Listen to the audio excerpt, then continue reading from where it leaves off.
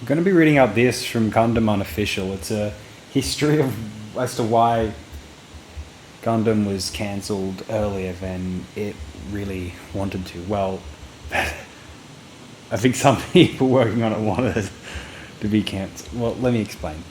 So, despite all this effort, Gundam's ratings and toy sales continue to disappoint. In the 1995 book The Legend of Gundam, Sunrise's Yamamura recalls, around August, after about 4 months on the air, we began getting lots of letters from teenage fans in middle and high school. The majority of the contents were saying that they wanted us to put out plastic models, not toys, but we weren't a manufacturer, so we couldn't just say yes. I tried proposing this idea to Clover, but unfortunately, the conclusion was that as a matter of policy, they weren't thinking about anything other than die-cast models. By this point, the sponsors were losing patience. In the complete works of Yoshiyuki Tomino 1964 to 1999, Nagoya TV's Wataru Sekioka recalls, because we were a Nagoya station, we didn't care that much about Tokyo ratings, but they were certainly the lowest of the low. I think they were about 2 to 3%. At the time, they said it was being cancelled due to the low ratings, but I didn't feel they were that low, and I thought we'd be fine since we were getting 25% in Nagoya. However, the broadcast period ended up being a little short of 1 year. For Mr. Tomino and everyone else, it's become the accepted view that it was cancelled for low ratings, but that wasn't the case for our station. Clover, however, had had enough. According to Sekioka, the sponsors' representatives met without the Sunrise executives or the show's director to determine Gundam's fate. At a certain point during the broadcast, the sponsor Clover decided to give up because their Gundam toys weren't selling, so Mr.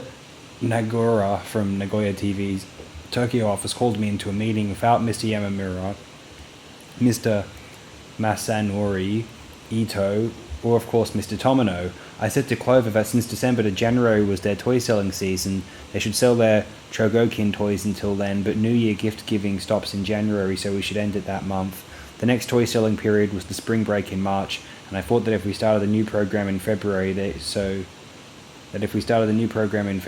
they could sell the toys then, we'd manage to get through. Regarding the program's time slot, I said we should adopt the pattern of starting in February and ending in January of the following year. Thus, the decision was made to end the series ahead of schedule, reducing it from 52 to 43 episodes. Gundam's early cancellation came as something of a relief to the exhausted staff.